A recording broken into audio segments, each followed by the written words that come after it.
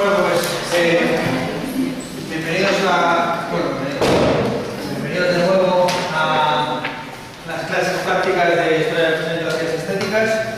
Hoy quisiera empezar con una anécdota personal en relación con un correo que he recibido de una compañera vuestra. Es que, bueno, yo como muchos de vosotros soy madrileño, he vivido prácticamente toda mi vida en el barrio de Arganzuela, que no se puede considerar un barrio proletario ni mucho menos, pero que sí que era un poco el lugar donde, como sabéis, estaban situadas pues, la papelera, la MAO, la Madero, y lo que se podría llamar la protoindustria o lo poco que había de industria fordista en Madrid. La anécdota que os quiero contar es una anécdota que se refiere a cuando yo estudiaba inglés en el British Council, que como sabéis es un instituto muy fijo, una delegación del consulado británico, que está por Rubén Darío, donde acudían prácticamente niños de papá y gente de pasta, de rica, y del barrio de Arganzuela, tan solo íbamos yo y un chaval, nuestros padres precisamente no tenían mucho menos esa capacidad adquisitiva, con lo cual digamos, hacían el esfuerzo porque pudiéramos ir a ese lugar, que es el que por cierto concede los títulos oficiales en inglés a nivel de First, Advanced y Proficiency.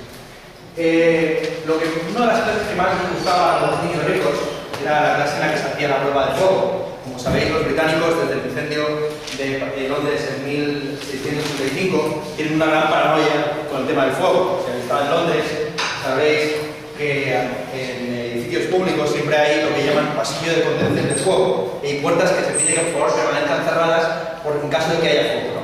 Bueno, prácticamente toda la ciudad se quemó en ese año por un panadero que dejó un pan quemado más tiempo del que debería, con lo cual en el British Council era uno de los pocos lugares que yo sepa aquí en Madrid donde se hacía una prueba anti-incendios. Entonces sonaba la campana, bajábamos por las escaleras y nos íbamos a dar la vuelta al edificio simulando que haríamos en caso de que hubiera incendio.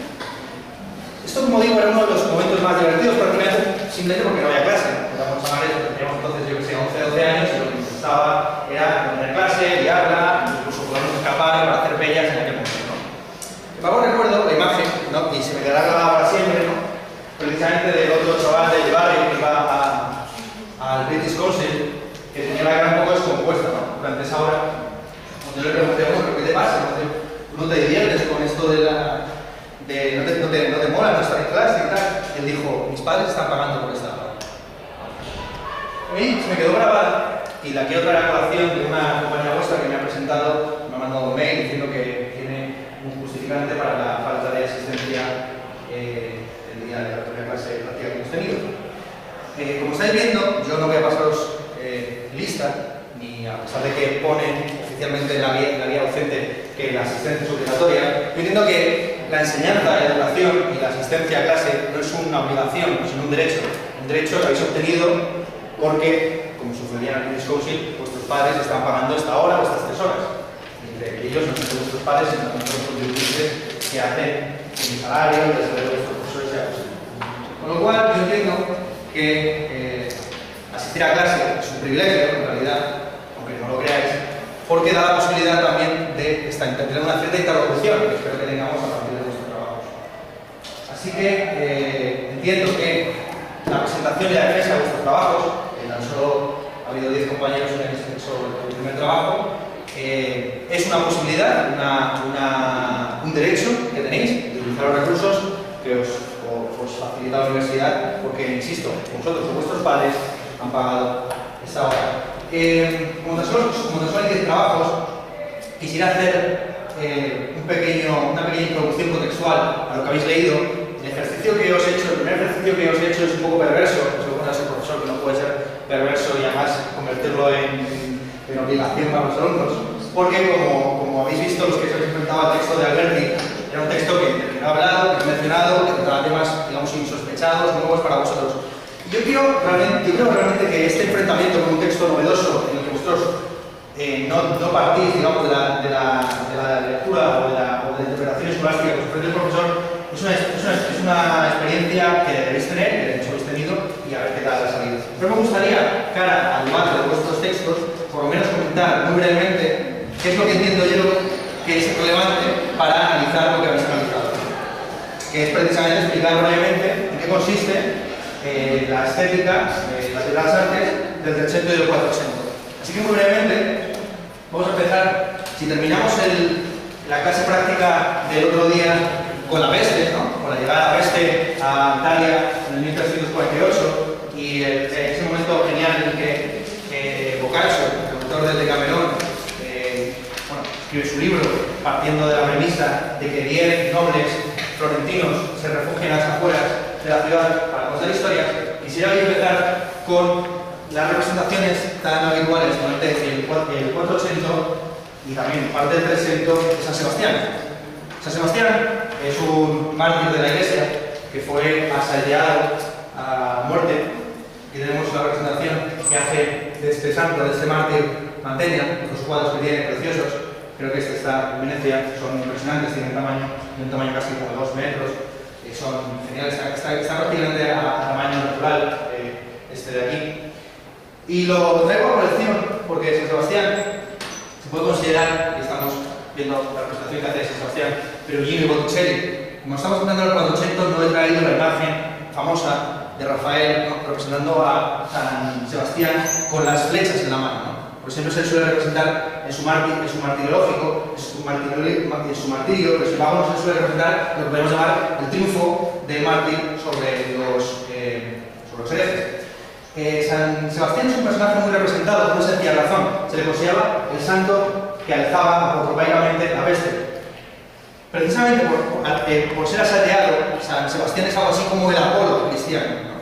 San Sebastián, y del mismo modo que Apolo, en el comienzo de la Ilíada, lanza, para los que lo habéis leído si lo sabréis, ¿no?, Apolo, ofendido porque se ha saqueado su templo en Troya, lanza sobre el campamento aquello la peste, que se entiende por entonces y durante toda la modernidad como una andanada de flechas, ¿no? La flecha a la peste, la flecha a la enfermedad.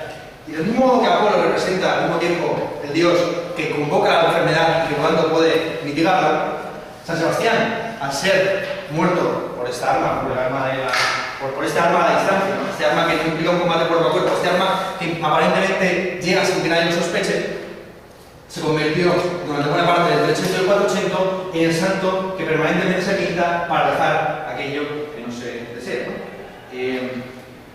De hecho, Apolo inicialmente era el dios de los ratones, entendiendo que los ratones eran los que comunicaban la peste, y de ahí la famosa imagen que luego se convertirá en San Jorge de los catalanes y los ingleses de Apolo contra la serpiente. La lucha entre la serpiente y Apolo, que era Apolo insisto, dios de los ratones, tiene que ver con una lucha tradicional, ¿no?, entre roedores y entre mamíferos, roedores y reptiles.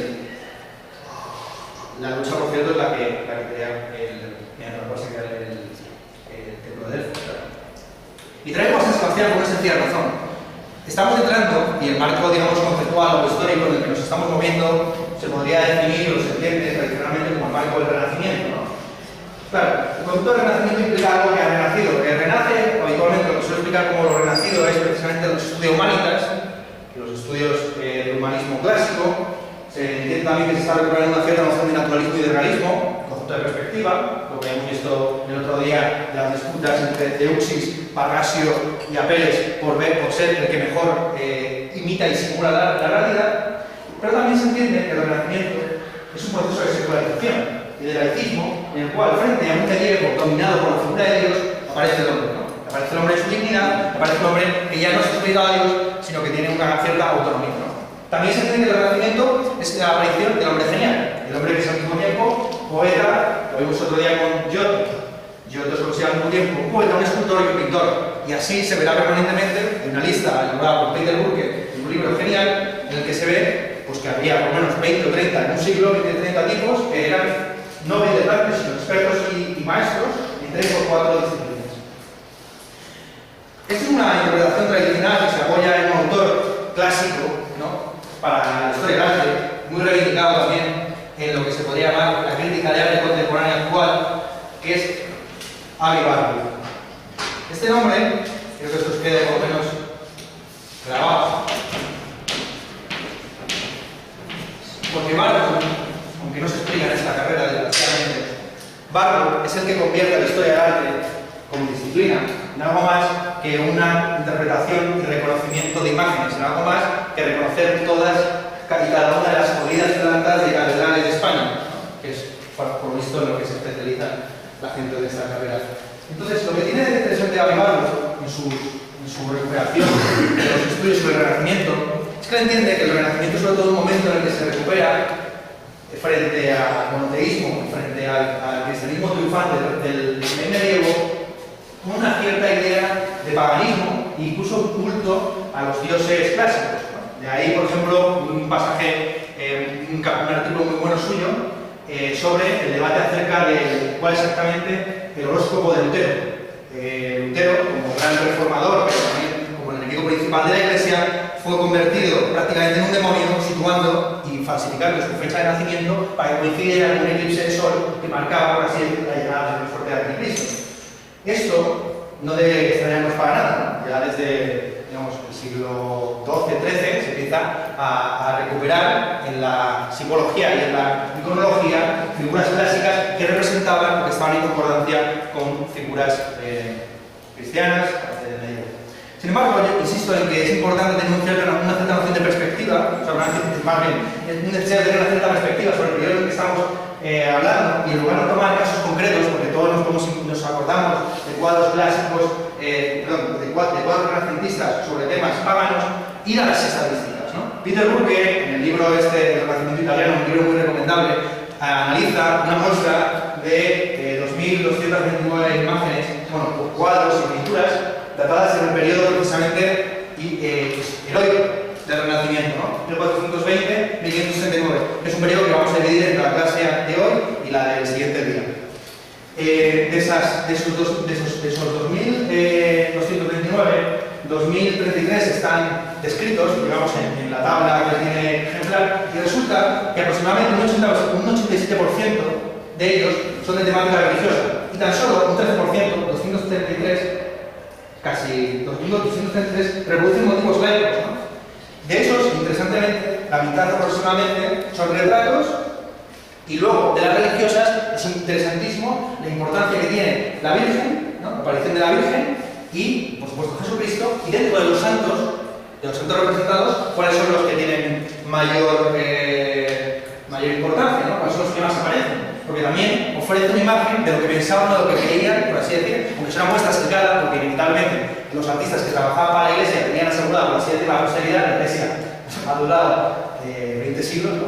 Y los nobles, pues, como inviertan en bolsa y la jodan, pues se acabó su patrimonio, ¿no? Entonces, lo interesante de tener una muestra estadística de cuáles son los santos más representados también nos muestra, digamos, la mentalidad subyacente, ¿no? Ahí tenemos a San Juan Bautista, el primo de Jesucristo, aquel que le bautiza con aquel famoso dicho, ¿no? O ahora te bautizo a ti. Bueno, no lo sabía, pero entrando por aquí por el pasillo me da cuenta que estamos pareciendo la capilla, ¿no? De la facultad, como se polémica la capilla, así que, bueno, tocó madera, por así decir. Bueno, total, San Juan Bautista, ¿no? Aquel que bautiza con agua para luego el bautismo de fuego, el bautismo de fuego que vendrá con el juicio final. Junto a él está San Sebastián, que sí que hemos visto. San Sebastián, por el miedo que había a la peste. San Sebastián como santo apotropaico, como el Apolo cristiano. A continuación viene San Sebastián, sí, luego viene Santa Catalina de Alejandría. Santa Catalina de Alejandría representada, si San Sebastián es una suerte de Apolo cristiano, puede decir que Santa Catalina de Alejandría es la Hipatia del cristianismo, porque es aquella que tiene un sueño y se podría decir que es la protomonja, ¿no? Porque la santidad aparte de su martirio, la santidad de Catalina se sostiene sobre el hecho de que ella tuvo un sueño con Cristo.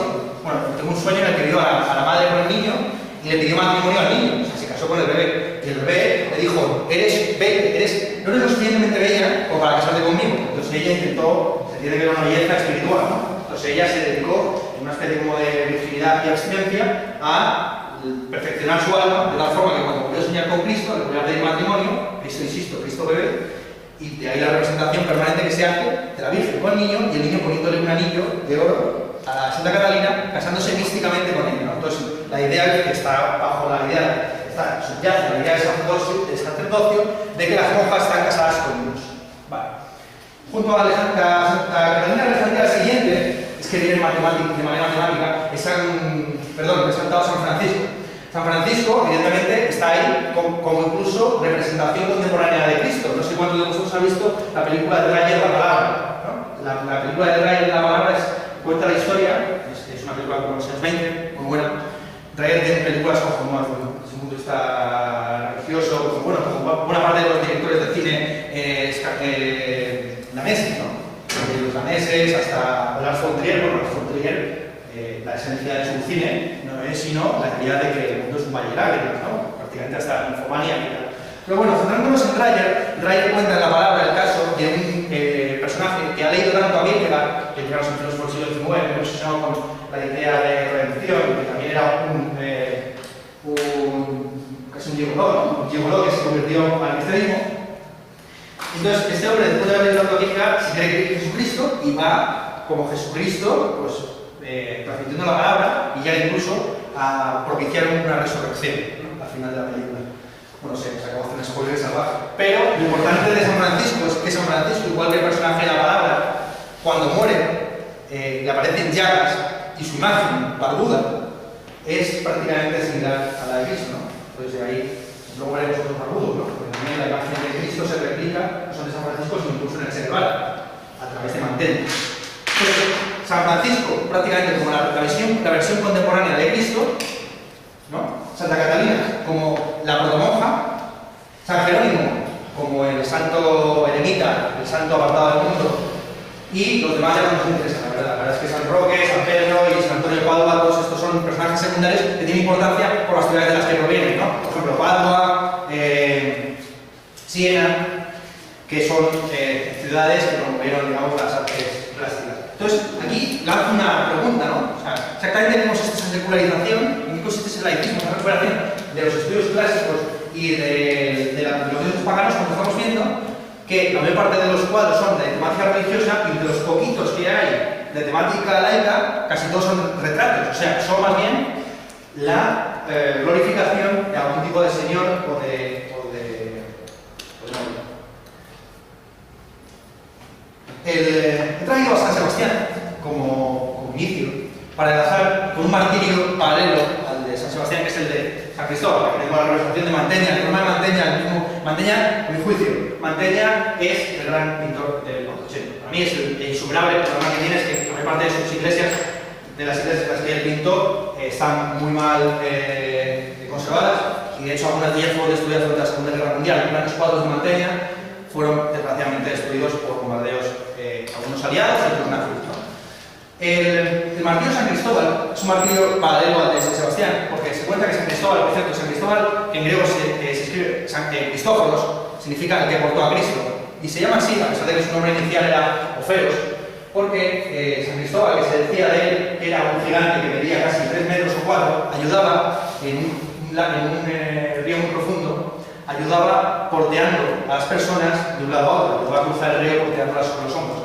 Y en estas, que estaba San Cristóbal en su río, llega Jesucristo, niño, porque lo más fascinante de Jesucristo es que ya con pocos meses, nada más aprender a nacer, ya empieza a santificar a la gente. Entonces le pide, por favor, a San Cristóbal, que se llama Oferos entonces, que le lleve de un lado a otro del río. Entonces, en mitad del tránsito, descubre que siendo un niño pesa un quintal. Cristo pesa un quintal. Y le dice, sí, porque llevo todas las penas, todos los pecados del mundo sobre mis hombros, ¿no? Cristo, el peso de Cristo es un peso físico, es un peso moral, es un peso de redentor que tiene que ver luego con los sacrificios. Y desde entonces, yo soy Cristo, y a ti te llamo Cristóforos, vamos, a que me digo nombres.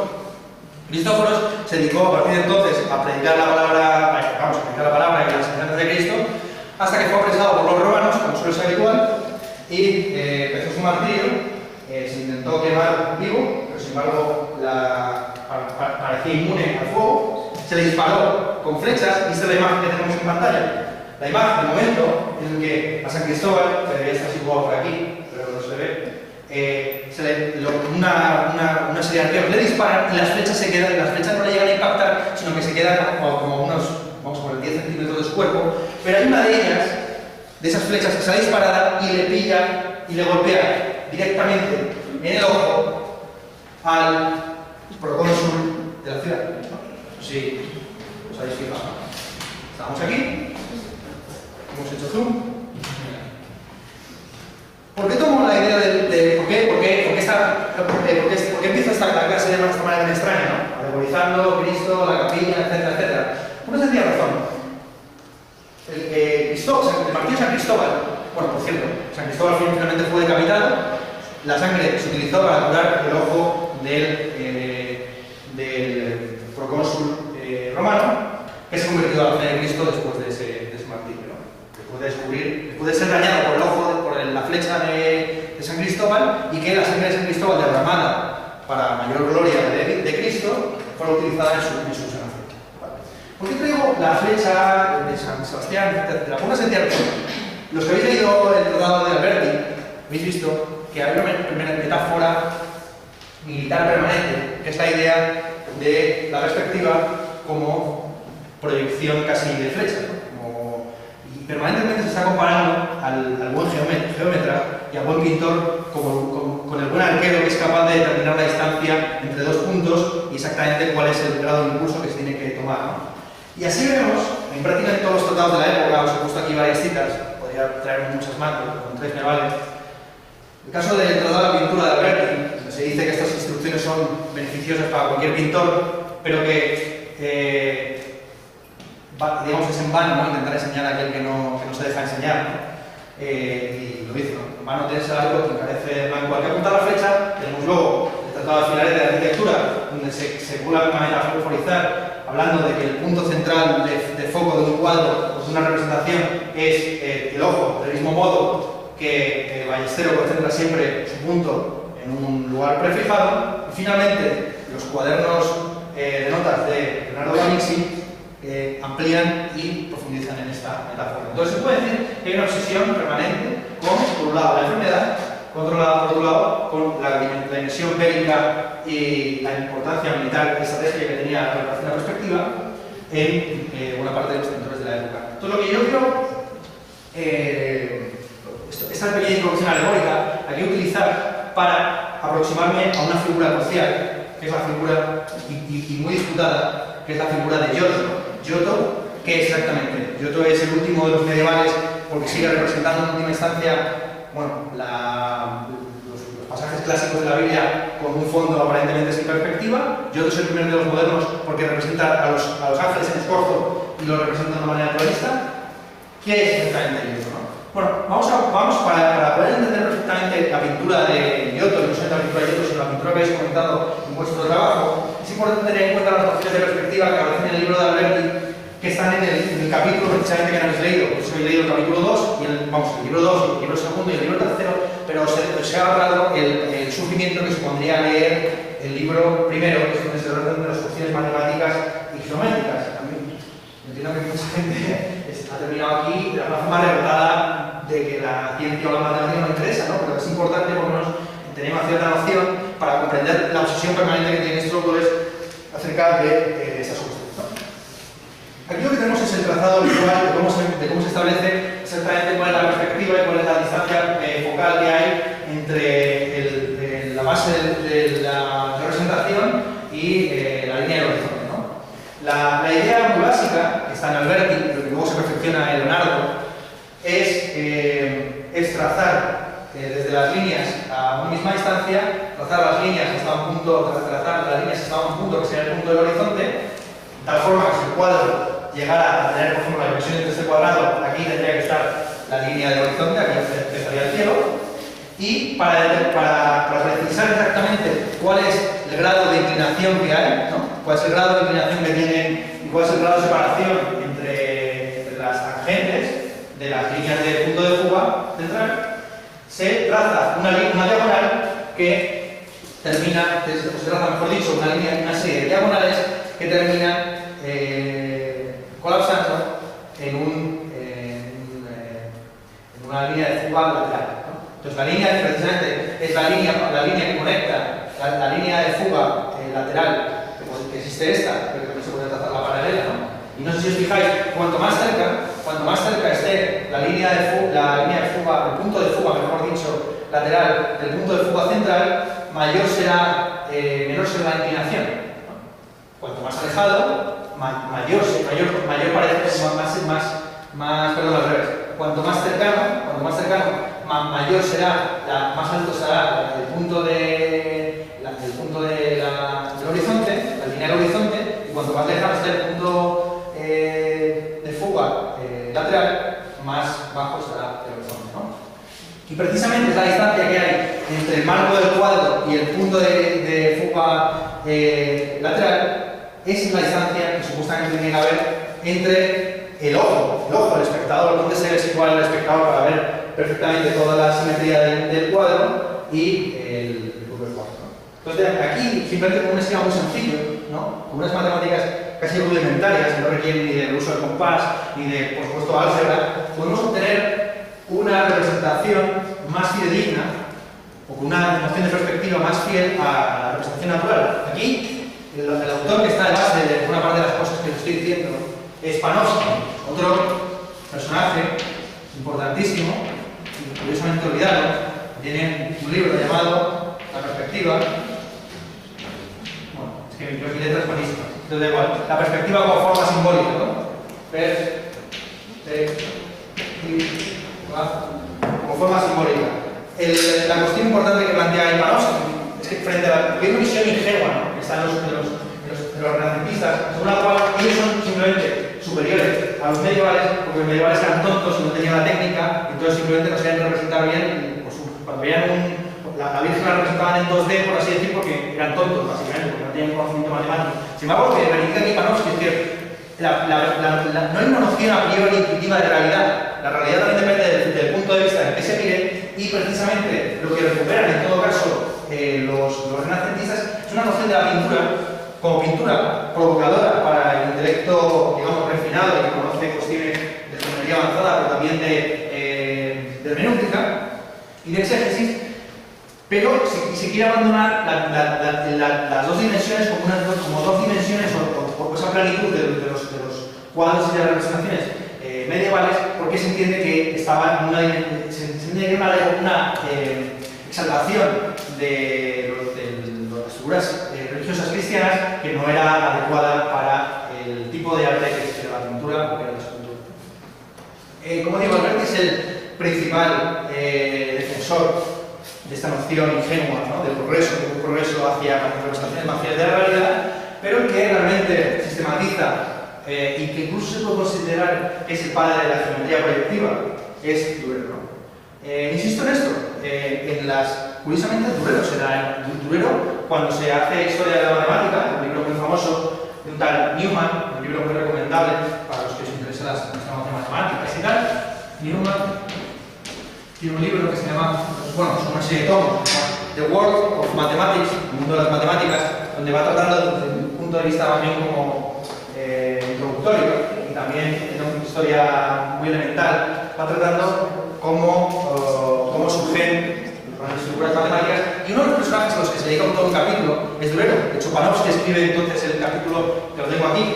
Panofsky escribe el capítulo sobre Durero, que se titula Durero como matemático, está en inglés, pero yo lo recomiendo mucho para que os sepáis, para que os tengáis de lectura fluida en este idioma, que le echéis un vistazo. Durero tiene un tratado sobre cónicas, sobre números, donde de hecho hace una gran innovación, que es construir los polígonos regulares sin modificar la abertura del compás, que como se llama obsesión, él describe el método, pero no construye, no describe cómo se hace, y esa idea de que es posible construir todos los polígonos regulares, pentágono, cuadrado, etcétera, sin mover la abertura del compás, es una cosa que obsesionará prácticamente a todos los matemáticos a partir de entonces. Está en Desargues, está en Descartes y está en los matemáticos del siglo XVII. En buena medida Durero se apoya también en la noción de espacio que tenía Nicolás de Prusa.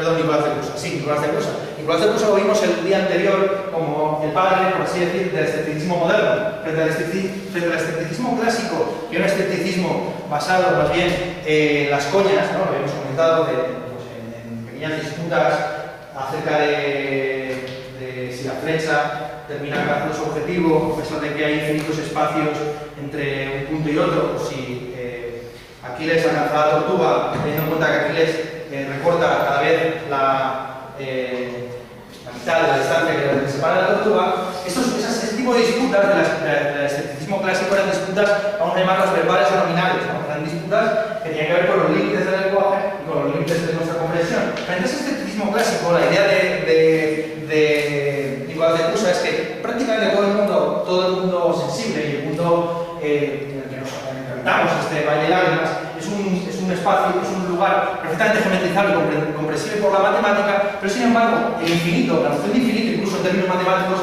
es aquello donde ya todo es indistinto, ¿no?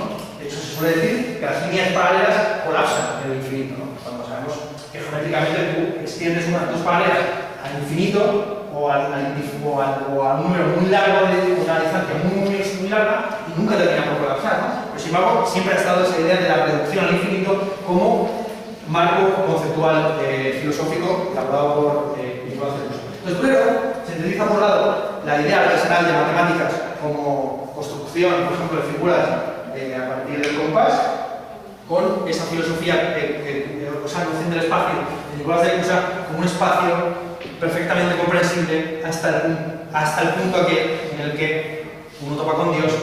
Y de hecho Nicolás de Cusa crea la famosa frase aquella de que el universo es una esfera cuyo centro está en todas partes y cuyo perímetro no se encuentra en ninguna. Total, Durero, bueno, la imagen que tenemos aquí es un grabado de Durero en el que creo que se está representando a un pintor, pero podría ser el mismo perfectamente, creando, digamos, haciendo los trabajos preparatorios para dibujar en perspectiva lo que parece ser una señora de club, ¿no? Lo que ha tomado ha sido, ha construido una cuadrícula a una distancia, de hecho no se trata de una cuadrícula, sino que ha puesto entre sus dos ojos un objeto separador para poder focalizar, para poder ver exactamente cuál es la distancia focal cuál es la diferencia entre mirar con un ojo y mirar con otro, ¿no? Y utilizando la cuadrícula va dibujando, ¿no? Lo que ve, directamente lo que ve con un ojo y con otro en cada cuadrícula de su dibujo. A partir de aquí ya se vuelve, o sea, partiendo de esta premisa, ¿no? Habiendo convertido en geometrizable una figura humana, ya se puede ir a lo que hemos visto previamente, ¿no? Y a partir de aquí uno puede decidir, tomando esos cuadrados, que son los cuadrados que hemos visto en la cuadrícula, uno puede decidir si la quiere representar perfectamente tumbada, o sea, a la perspectiva del escorzo que uno tiene, o la quiere representar desde una perspectiva aérea superior, ¿no? Entonces, lo que permite esta visión naturalista del mundo es al mismo tiempo tomar los objetos que uno tiene alrededor, representarlos fielmente, pero también, por así decir, elevarse a la visión de Dios, ¿no? Porque hay cuadros que están pintados de una perspectiva de 5 o 6 metros sobre la Tierra, ¿no? Que son, digamos, imposibles para el ojo humano, pero que son perfectamente construibles si uno parte de estos trabajos preparatorios que realizamos por Durero. Podría haber traído, de hecho, he pensado en traer o en poneros para comentar, pero me parece muy fácil porque si uno busca en Wikipedia o Google el cuadro, aparecen todas las interpretaciones alegóricas que hizo él mismo. Un cuadro muy famoso de Durero. Bueno, Durero es un autor, lo he traído aquí porque me parecía indispensable cuando uno habla de geometría o de visualización y proyección y de perspectiva en las artes visuales. Durero es en realidad el gran autor, a pesar de que él es un autor posterior al periodo que estamos aquí marcando en esta clase.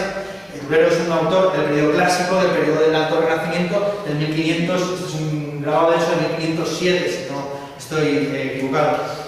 Me hubiera gustado traer un cuadro que os recomiendo que echéis un vistazo y que leáis algo sobre él.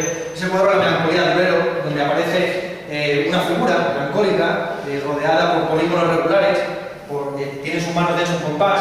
Encima de la melancolía de Durero aparece un cupido o un puti, un puto, también como mirando así tristemente a los objetos matemáticos.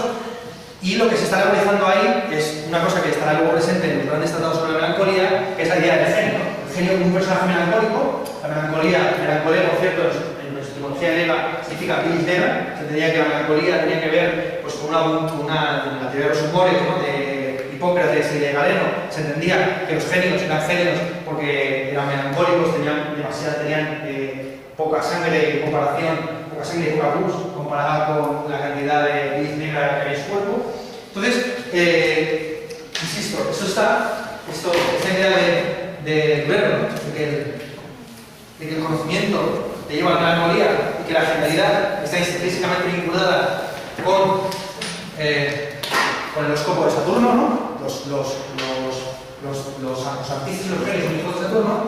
Luego se sistematiza en un libro muy recomendable, a lo mejor también malo, pero bueno, es que estoy duro bastante sobre este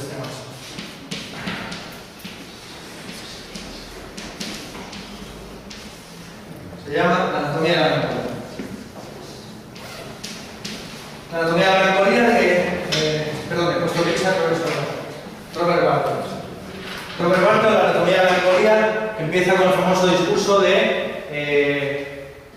un Demócrito saluda al lector, ¿no? Habíamos hablado el otro día de Demócrito cuando estábamos comentando el cuadro de la Escuela de Atenas de Rafael, ¿no?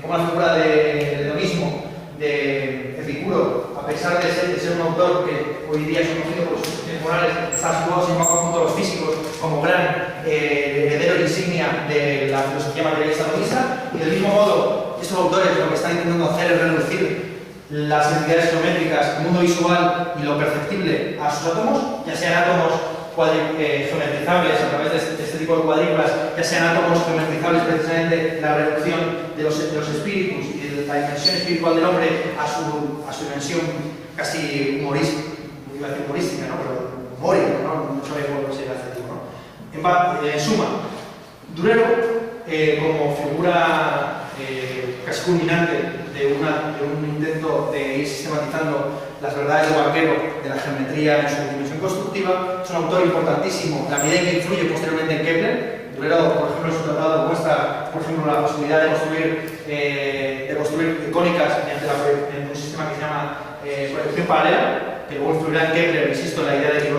las órbitas de los planetas no son circulares sino que son elípticas. Y también será el gran reivindicador de la letra gótica. La letra gótica era la letra utilizada durante prácticamente todo el medievo, pero sin embargo, con la aparición del Renacimiento, los italianos, con esta idea de que nosotros somos mejores que los tramontanos y los alpinos, reivindicaron pues, el tipo de letras, el tipo de letra que utilizamos ahora, la New Roman, básicamente, ¿no? Y fue Durero el que, utilizando incluso también construcciones cónicas y de círculos, geometriza y convierte en algo matemáticamente interesante, por así decir, el sistema de escritura que se puede ser considerado que era el cónico. Vale, y ya vamos entrando en materia y vamos cerrando. Mi idea es que haya una hora previa de calentamiento mío, para que también os vayáis animando a vincular mejor lo que habéis escrito con lo que estoy ahora comentando. Haya una hora luego de defensa o documental de vuestros trabajos, y luego otra hora de preparación y de anticipación de lo que se va a mandar como lectura para la siguiente clase, ¿no?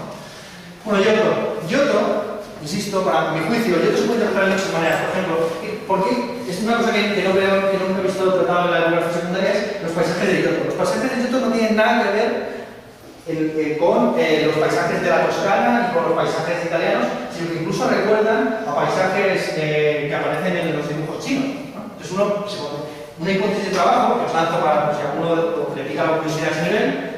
Aquí no parece al óleo, pero en otros cuadros sí que se ve que realmente ese tipo de acantilados esa coreografía es una coreografía vinculada con los dibujos chinos. Sí, podría haber un vínculo entre Giotto y Marco Polo.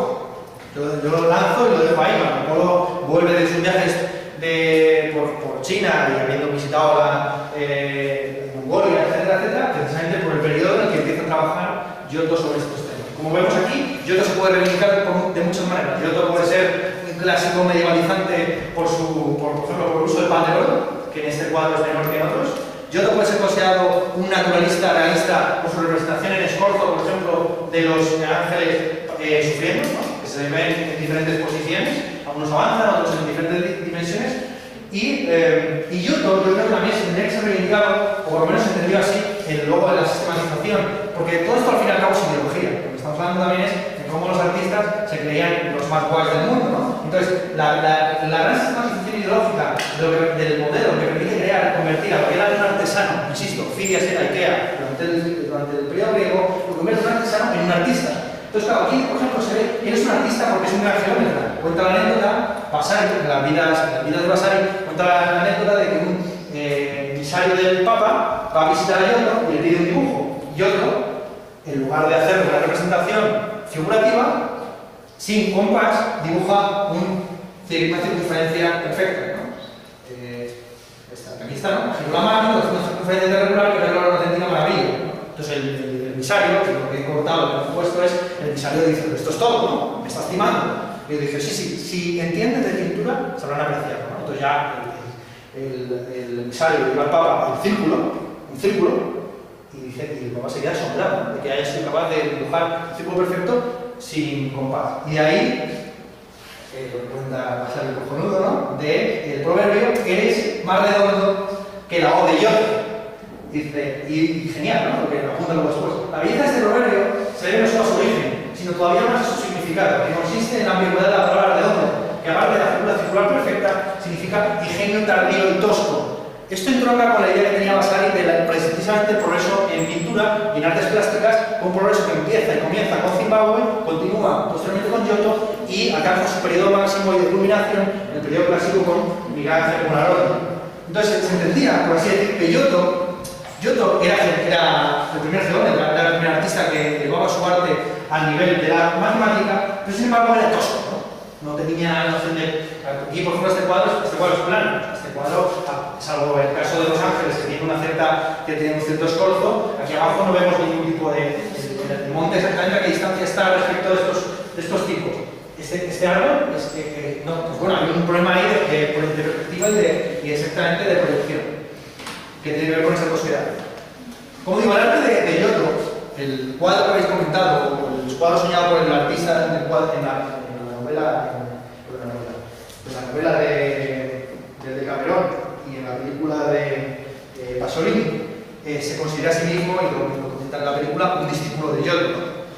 Discípulos de Giotto en realidad muy pocos, y lo que os quiero, digamos, estamos hablando este día entero, vamos a dedicar a artes, por una sencilla razón, es que a diferencia de lo que pasa en el Trecento, de que hay grandes artistas y pintores, hay grandes artistas y pintores vinculados que están en perpetuo diálogo con los poetas, entre 1375 y 1475 hay un periodo que se suele describir, y que de hecho lo describe así un gran teórico italiano llamado Benedetto Croce. Croce habla del século senza pintura, del siglo sin pintura, del século senza poesía, del siglo sin poesía. Es un siglo, insisto, entre 1375 y 1475. 1475 empieza en modo a la poesía épica, con Ariosto, con Bembo, etcétera. Es un periodo en el que la sola de un petrarquismo muy malo consiste en una mezcla, dice muy bien Panofsky, en esa época tan solo se escribían poemas que estaban a caballo entre Petrarca y Emil Bronte. Emil Bronte, no sé si la habéis leído alguna por las cosas, podríamos hoy decir, lo que se escribían es, actualizando, ¿no? Para llevar Emil Bronte con una referencia a lo mejor más cercana a vosotros, ¿no? Durante el 480, durante el 480, la poesía que se escribía estaba a caballo entre Petrarca y Goethe, ¿no? Y Goethe, la serie de la Dina Duhan, ¿no? O sea, una cosa como entre frívola y imposible. Vale. Sin embargo, son precisamente ese periodo sin poetas en el que vuelve a resurgir, se vuelve a redescubrir a los clásicos y vuelve a aparecer la noción del artista como gran ilusionista. Lo que tenemos aquí en pantalla es el sistema de ilusión que creó Filippo Brunelleschi, el artífice de la famosa cúpula de Florencia, que para muchos es precisamente el momento culminante, el momento inicial, el pistoletazo de salida del Renacimiento en estricto sensu. Filippo Brunelleschi creó este sistema mediante el cual tú podías sostener una representación con la perspectiva legislativa, lo que se llama la perspectiva legislativa, que es la representación perfecta de las distancias en una superficie de 2 dimensiones, y a una cierta distancia sostener un espejo, de tal forma que la imagen que uno observa, si esto es una representación de lo que tienes detrás, por ejemplo, lo que se está viendo aquí esto es el campanil, ¿no?, de Florencia, lo que se vería sería el recuadro exactamente te mostraría el recorte perfecto del edificio. Este es un sistema, por cierto, lo voy a comentar, lo cuento aquí, yo hago permanentemente, no sé si os interesa, pero si no os interesa un cagado, me lo decís, no sé si os interesa el cine, o os interesa las series, o os interesa el arte contemporáneo. Yo entiendo que mucha gente aquí en esta carrera tiene un poco recalcitrante respecto al arte contemporáneo, porque también nuestros profesores lo son, ¿no? Pero me parece interesante este tipo de analogías porque demuestran cuáles podría, porque traen al presente, ¿no?, el pasado. Y simplemente quisiera apuntar que este sistema, ¿no?, de crear crear ilusiones a través de espejos y con representaciones a una cierta distancia. Luego se ha utilizado por Fritz Lang en Metrópolis. ¿Habéis visto alguna Metrópolis? La película, por así decir, del expresionismo alemán en el cine. Los grandes edificios de Metrópolis son en realidad pequeñas maquetas puestas a muy cerca, con pequeños agujeritos, con pequeñas franjas en los que no hay nada, que están perfectamente situados en una perspectiva tal que eran básicamente una grabación donde aquí estaba la cámara, aquí estaba el espejo, aquí había la representación de la Metrópolis y aquí había una franja pequeña que a lo mejor representaba una calle, y a una distancia de 200 metros en un verdadero lugar había personas andando, de tal forma que la composición de todos los elementos generaba un fenómeno de ilusión perfecta que parecía que los que estaban andando, que estaban en realidad a 200 metros de esa maqueta, tenían un tamaño infinito y estaban a perspectiva. Bueno, de ahí la importancia de Brunelleschi también como recuperador, insisto, de la perspectiva y de la perspectiva definitiva, no solamente como arquitecto. Una cosa que comentar, esta clase, como digo, la vamos a dedicar en exclusiva a la versión tradicional del renacimiento, un renacimiento centrado en Florencia, y la siguiente la vamos a dedicar al cuestionamiento de esa perspectiva, tratando también a los flamencos y a los alemanes, los artistas alemanes. Lo que hay que tener en cuenta es que en Florencia el renacimiento comienza a través de la arquitectura. Es la arquitectura, el arte principal, que luego arrastra consigo la escultura, la pintura y en última instancia la música. La música sigue siendo una música vinculada a las matemáticas en el sentido pitagórico del término, está muy entrado ya el Quinquecento.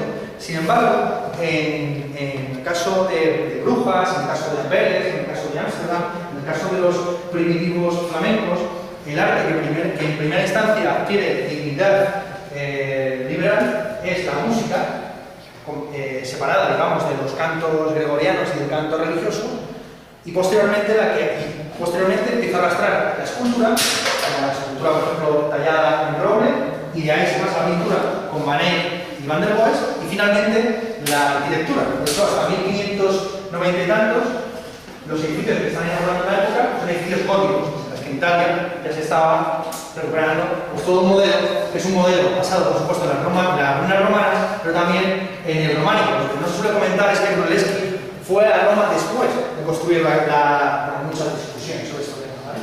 Pero la versión más adecuada, yo creo que es que Brunelleschi fue después a Roma después de hacer la cúpula. La cúpula en realidad no es una cúpula inspirada en el Panteón o en los textos de Vitruvius, sino que es una cúpula y es una versión de la forma de crear cúpulas a la manera romana, inspirada en lo que tenía a su alrededor, o sea, básicamente en el románico frente al gótico. Bueno, y de Brunelleschi surgen prácticamente todos los artistas realmente importantes, que son amigos o conocidos suyos o discípulos, y todos se declaran de alguna forma hijos de este gran genio universal. De hecho, cuando veis los que he leído el texto de Alberti, habréis visto que la dedicatoria está dedicada a Brunelleschi como el gran genio que marca una época, ¿no?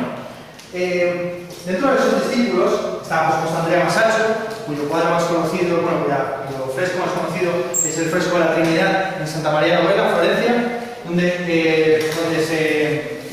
donde se crea por primera vez un fresco, o sea, está considerado la primera representación pictórica donde la perspectiva legítima o legitiva en italiano está encarnada a la perfección, de la forma que todas las líneas de fuga del arco coinciden en la base de la representación superior, y luego generan un triángulo para la tumba que se está aquí cayendo, ¿no?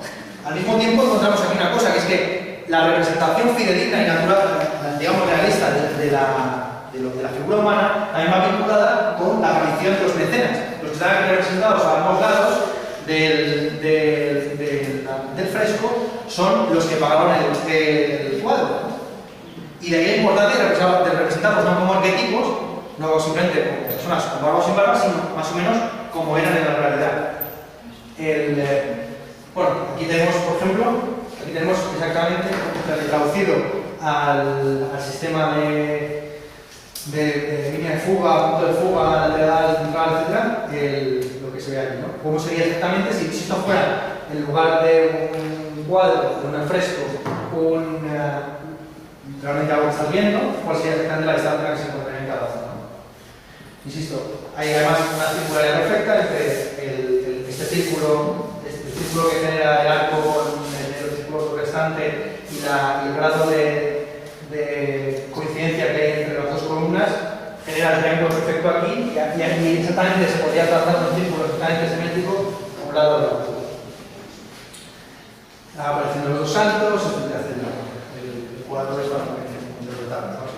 Y de Masaccio, pero también de Donatello, surge uno de los pintores, yo creo, más interesantes también para nuestro periodo. Parece una especie como de vuelta atrás, ¿no? No sé si os fijáis, pero esto que es la batalla de San Romano, la representación de la batalla de San Romano, tiene una dimensión, parece que hemos vuelto de nuevo a York, ¿no? Parece que estamos tratando en 1300 algo, porque la representación del paisaje no es demasiado fiel, el suelo realmente parece como si fuera de estuco, en lugar de lo que podría ser el barro de un campo de batalla. Pero es que lo importante que hay que entender, aparte del uso del color como simplemente como elemento de contraste, a Uccello se le suele acusar de que utiliza colores irreales.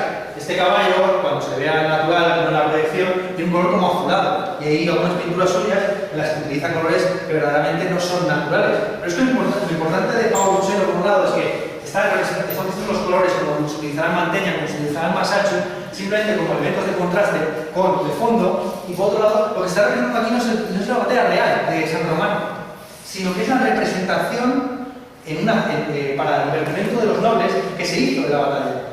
Lo que os estoy mostrando en los dos cuadros que he traído, en las dos representaciones que he traído, es, por un lado, la batalla de San Romano como una alborización más o menos romántica del periodo caballeresco, y por otro lado, el monumento al señor Hawcock, que también tiene sus problemas de geometría y de proyección. Paolo Uccello es interesante, aparte por esa opción que tenía por la perspectiva, ¿no? Cuenta Sally en las vidas, cuando su mujer la llamaba a dormir, siempre él se acostaba con la frase, qué maravilla, ¿no? La perspectiva.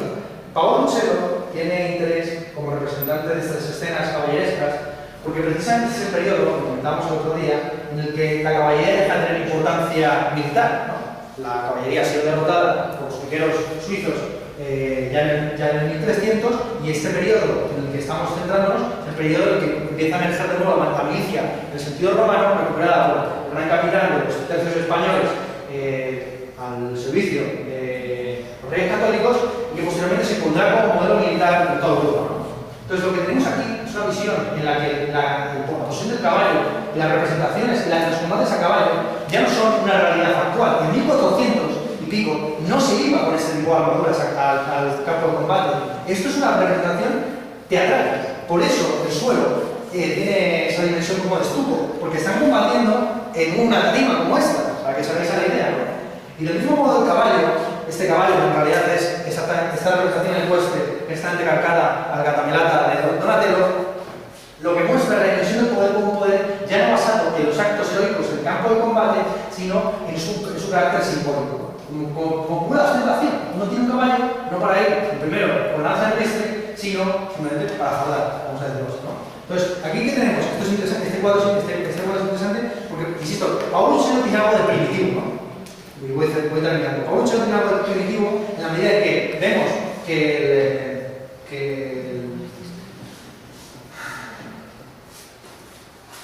el soporte en el que se encuentra el otro ecuestre está en una perspectiva multipolestre. Tenemos si esto estuviera en una perspectiva similar a la que está este caballo, las líneas de fuga tendrían que ser más horizontales, sin embargo las vemos casi prácticamente verticales. Con lo cual, si este caballo estuviera representado en la misma perspectiva que su pedestal, apenas le veríamos un costado, apenas le veríamos las patas y la parte de arriba. De hecho, sí es como quería representarlo Leonardo. Leonardo, cuando le encargan el retrato ecuestre, él quiere al mismo tiempo imitar a Donatello con su Gatamelata, al mismo tiempo quiere basarse, por supuesto, en los romanos, pero quiere crear un escorzo de un caballo, ¿no? Un personaje en el que apenas se ve del jinete la pierna.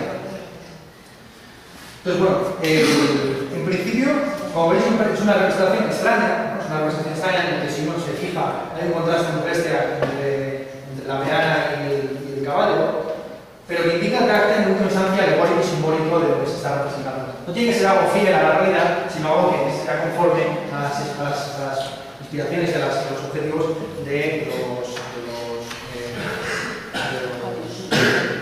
mecenas. Y finalmente termino con la figura, ya digo, Andrea Mantegna, el Cristo muerto en un escorzo salvaje, que posteriormente aparecerá esta figura, pues, por supuesto, en la anatomía de Rubens y luego posteriormente en la fotografía de Che Guevara muerto, ¿no? El Che Guevara con Jesucristo, en el que hay unos supongo que serán parte del ejército de Bolivia, que están enseñando su cadáver, y de un modo que aquí nos encontramos con las castillas lloronas junto al retrato de Cristo muerto. Y esto por lo que toca, digamos, a la importancia que tiene la pintura como recuperación filosófica, insisto, porque la filosofía en aquel entonces tenía mucho de vinculación con la óptica y con la perspectiva, y de hecho, óptica se había traducido tradicionalmente en los tratados escolásticos como perspectiva, y se hablará entonces de la perspectiva y la perspectiva en pintura. Este tratamiento que parece algo plenamente formal, de que se empieza a representar en perspectiva las figuras, es algo importantísimo para la filosofía, en la medida en que la filosofía está obsesionada permanentemente por ejemplo, la composición de la luz. La luz es, los autores clásicos, por su unidad modulatoria. ¿Cuál es la incidencia y cuál es el mecanismo que permite simplemente la visión? ¿Cuál es la incidencia y la relación que existe entre los objetos visibles y el ojo? Son las líneas, las flechas que vienen de los objetos los que inciden el ojo, o es el ojo el que, por así decir, atrapa a los objetos. Todo esto, por supuesto, está tratado de manera simbólica y alegórica en los pintores. Y este será un poco el tono que va a tener las clases prácticas de ahora en adelante. La primera clase fue un poco dura en ese sentido, porque era desprestigiar y desperdiciar y lanzar a la basura de la historia a los filósofos, pero lo que yo quiero mostraros es muy sencillo, es que estos cuadros, que seguramente os explicarán de una manera más formal en cursos posteriores de vuestra carrera, tienen una dimensión filosófica implícita que les hace valiosos per se, ¿no? Sin necesidad de un marco conceptual más amplio. Y ahora ya, como llevamos una hora clavada de clase, pues quisiera que hablarais vosotros, ¿no?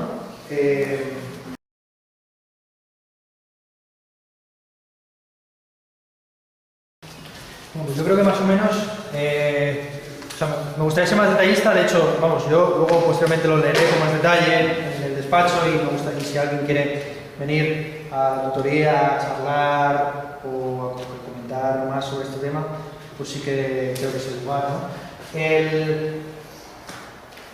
Varias personas me han escrito para las tutorías. Yo creo que las tutorías no tienen tanto que ver con dudas acerca de lo que se da en clase, porque me parece interesante que intervengáis. Yo entiendo que cada uno tiene su idiosincrasia y pues cada uno tiene la timidez que puede o que le permite su carácter, pero es importante que os vayáis acostumbrando, insisto, a defender y a exponer y a criticar y a ser juiciosos y a ser generosos, digamos, ¿no? Ofreciendo vuestro conocimiento, vuestro ingenio, por así decirlo, vuestra fantasía hasta el trabajo que hacemos los compañeros, ¿no? Porque esto es en realidad, o sea, ahora mismo, mi padre, que ya he contado, hablo quizás demasiado de mí mismo, ¿no? Pero mi padre, que está en que da clase autónoma, y que está hoy aquí en la Complutense, evaluando trabajos de final de máster, descubre que llegan los chavales ya habiendo terminado la carrera y están en el máster a punto de iniciar el doctorado, que no son capaces de decir dos palabras delante de un examinador o de un evaluador, un igual, en última instancia, que simplemente tiene la posibilidad de comentar y decir algo sobre el texto que he escrito. Entonces yo creo que es importante que desarrolléis. Veo que en general la mayor parte de los trabajos están muy bien redactados. Es muy sorprendente en realidad la extensión y la dedicación, por ejemplo, desde Gemma o desde Sara, todo lo que ha supuesto de trabajo viendo la vinculación con la Capilla Scribeni. Lo importante que yo quiero que y la mayor parte de los trabajos van a ir por esta línea, no es que seáis súper precisos ni os atengáis a lo que yo suelo comentar en clase, sino que seáis capaces de trabajar por vuestra cuenta. Esto es lo más importante. Yo os he dado dos cosas sobre las cuales no sé si tenéis un conocimiento profundo o superficial, como en el caso, por ejemplo, de Pasolini. Alguno he visto que comentaba la fecha de la realización de la película, etcétera, etcétera. Y, a ver, sobre el cual tampoco he hablado, y hoy he profundizado un poco más sobre las cuestiones geométricas, que yo creo que es lo más interesante de su tratado, ¿no? Y, sin embargo, habéis sido capaces, ¿no? He visto que algunos de vosotros habéis profundizado, habéis visto vinculaciones con otros artistas, y habéis hecho el ejercicio simplemente de teclear en Google, aunque sea un nombre. Porque nos encontramos insisto, entre los trabajos de final de máster que está ahora mismo el padre, más bien pasando de la lija a los chavales, hay dos al otro lado de la capilla, por así decir, hay uno que ha escrito un trabajo sobre la White Cube, Inside the White Cube. El concepto ni siquiera ha buscado en Google White Cube para ver que hay un texto que analiza el concepto de White Cube y de la museo como cubo blanco, ¿no? Entonces es algo tan sencillo como eso.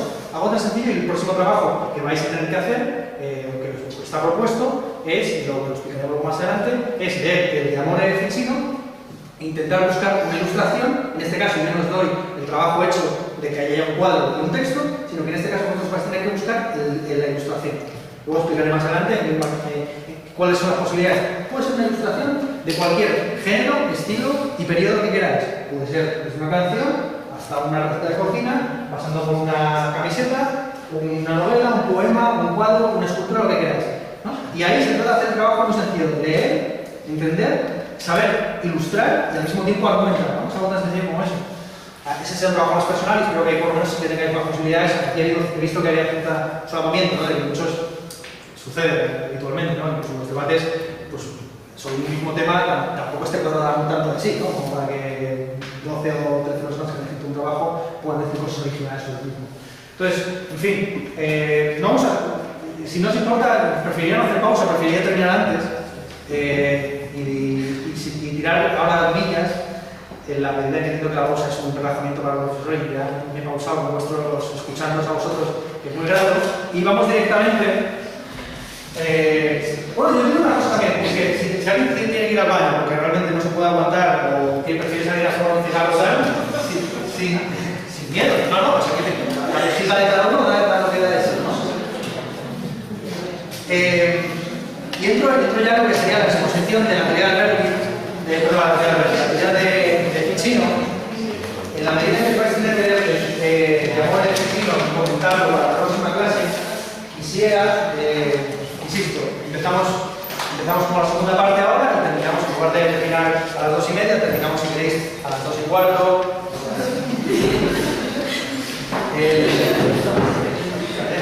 Entonces, total,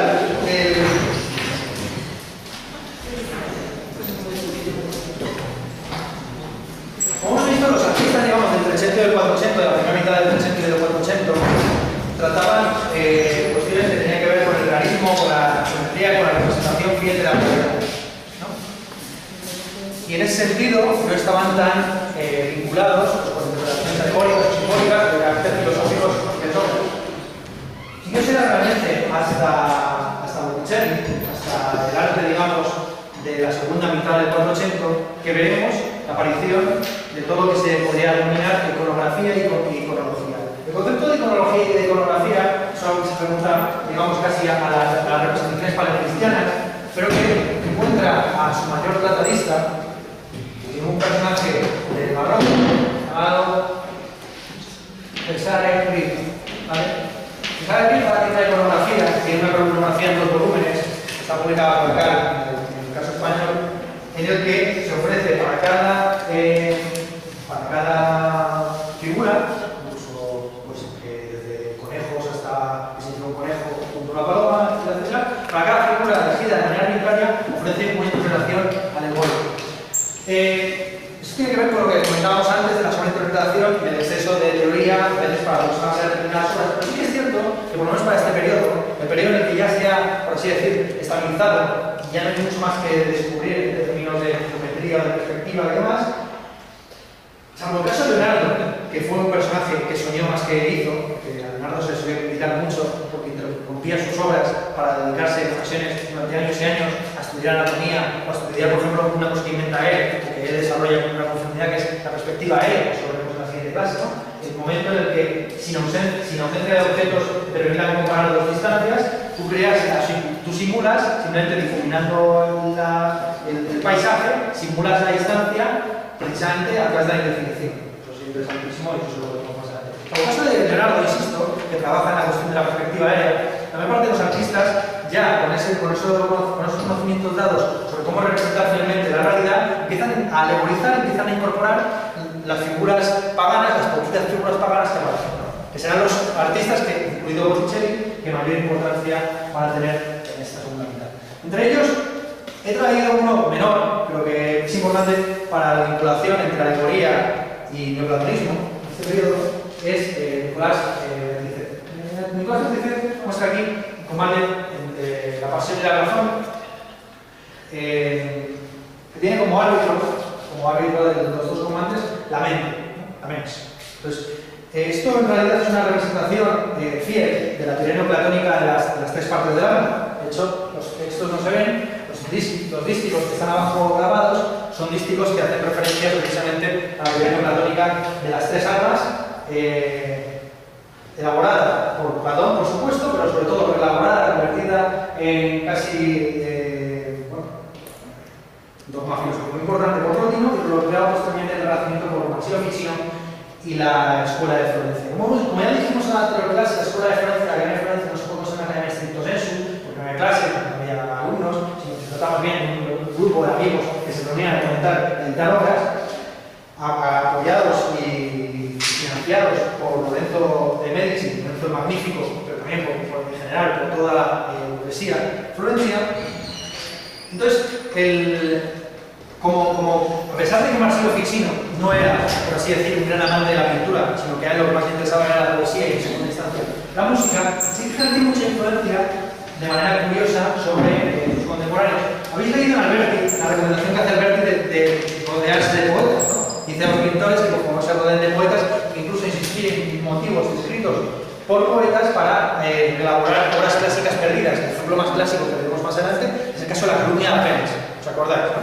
La calumnia de Apeles es un momento en el que, bueno, según la historia, según la interpretación más fiel a la historiográfica, Apeles fue acusado de sodomía y tuvo que defenderse en público, porque era una acusación bastante fuerte en aquella época. Y por lo visto la verdad se impuso como una verdad resplandeciente y la representó de hecho desnuda, como veremos más adelante, la recuperó y representó tal cual esa descripción Botticelli. Hay un concepto griego para referirse a este tipo de descripciones, que es éfrasis, ¿no? La éfrasis, frente a la idea de la mímesis es al fin y al cabo la imitación de la naturaleza vista o percibida. La éfrasis, sin embargo, es todo la descripción verbal y el proceso inverso, a partir del verbo, intentar encarnarlo en imagen. Vale. Pues esto en realidad que es una éfrasis convertida en imagen, insisto, es la representación de las tres partes del alma. Por un lado, la parte pasiva de la pasión y la emoción. Por otro lado, la razón como una facultad que tendría que ver más bien con lo que Platón llama la fortaleza, que es capaz de establecer una pugna con la pasión, y la mente como aquello que nos conecta con lo divino y que por lo tanto tiene capacidad de agencia sobre el mundo sensible, como simplemente árbitro de los dos contendientes. Esto es importante tenerlo en cuenta porque la mente, lo que llamaba Ficino la mens, y que Pico Lamiano la llamará intelecto, esta división mens, ratio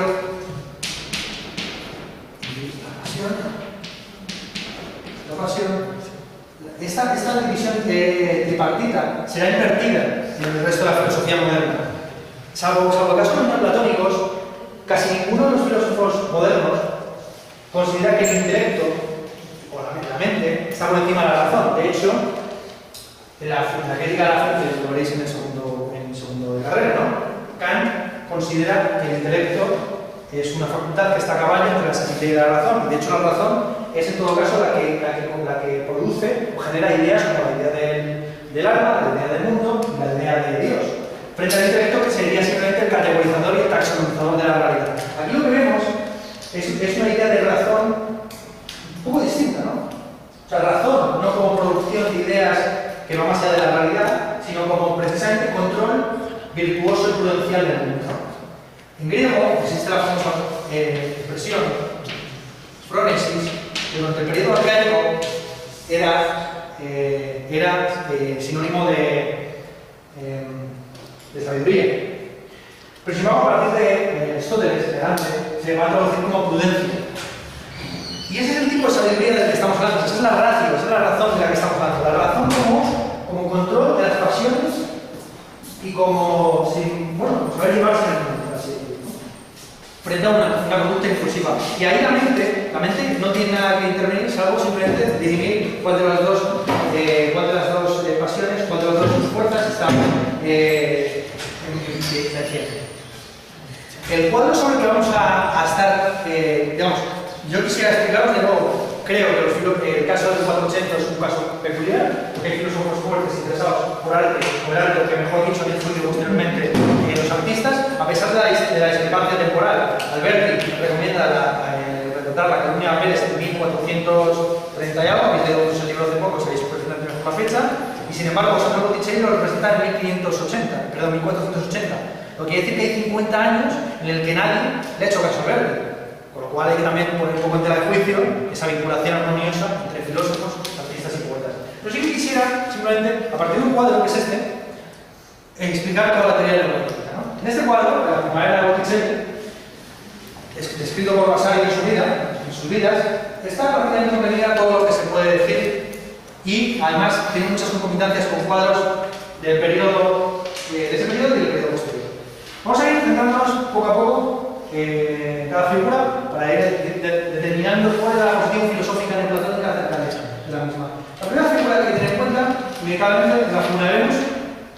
Venus, vestida, coronada, teniendo por encima de ella a Cupido, el amor, Eros, con el arco tensado en la dirección de una de las gracias, bueno, por hacer simplemente, por atribuir nombres y para que luego vaya que lo vamos a tener profundidad. Queda más o menos está establecido, porque hay muchos debates, que las figuras son Hermes, Mercurio, con el caduceo removiendo una especie como de niebla o de nubes que se ha condensado en torno a las naranjas. Las tres gracias, representadas en este caso como voluptas, cástidas y pulcritudo, o sea, la voluptuosidad, la castidad y la belleza.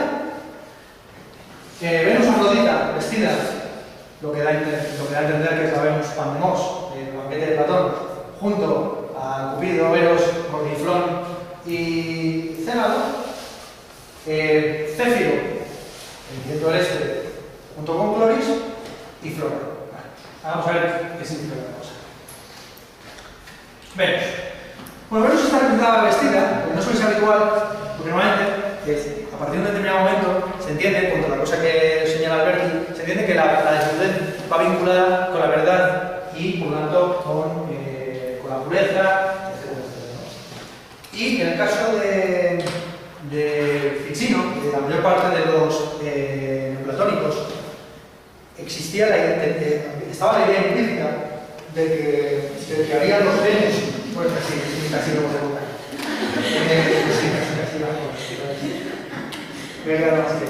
El asunto importante es que Venus suele ser representada siempre desnuda.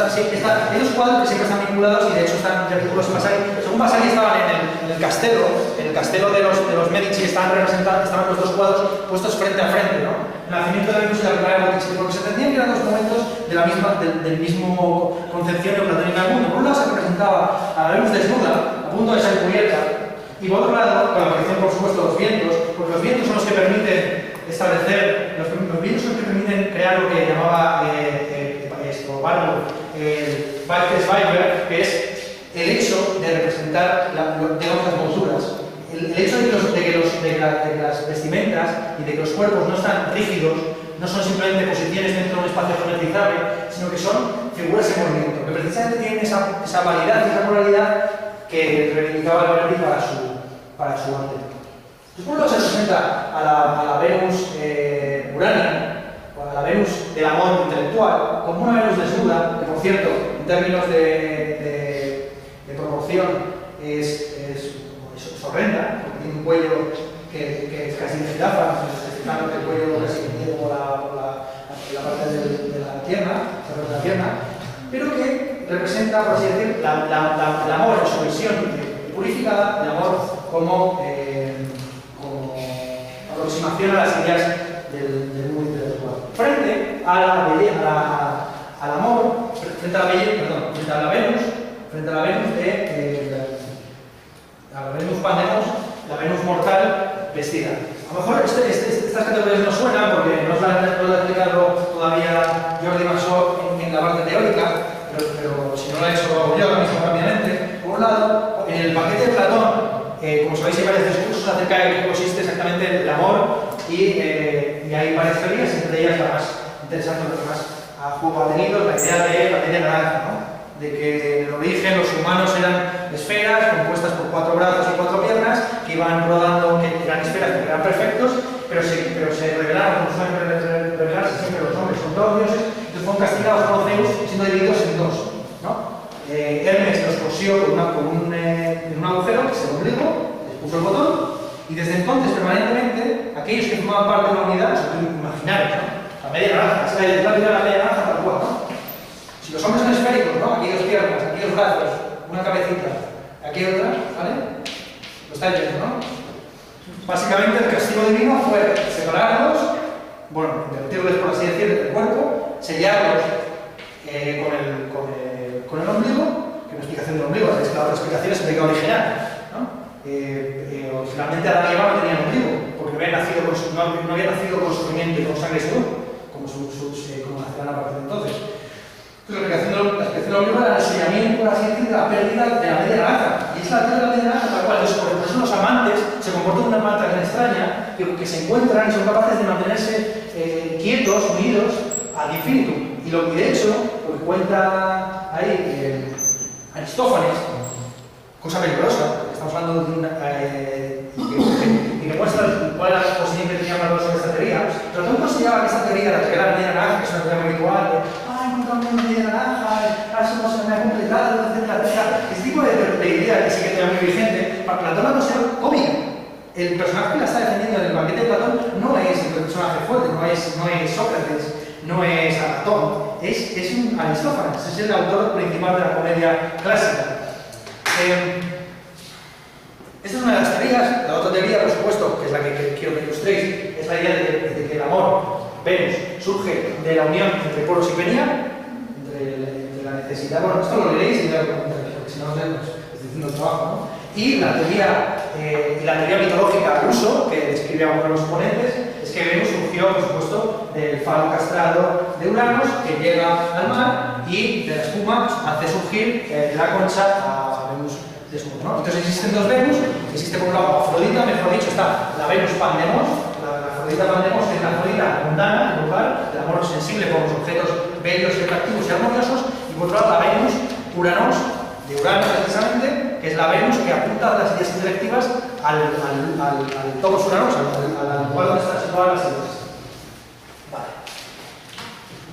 Como digo, la representación que hace Botticelli de la Venus desnuda, ¿por qué Botticelli claramente está vinculado con esta idea de que la belleza es una belleza, la desnudez es bella y la desnudez representa la pureza? Simplemente hay que atender a la representación que hace de la Carolina Apeles que vosotros habéis leído. Con la Carolina Apeles tenemos a Leonidas, que está siendo invitado a condenar al pobre Juliano, ¿no? Hay dos figuras de la bueno, son muchas figuras simbólicas, pero lo importante es que estamos hablando de sus orejas de burro, no sus orejas de burro, que hay una mitología que explica exactamente por qué le surgen, y en medio de todo esto en general, en el que está la ira, bueno, que se ve, por ejemplo,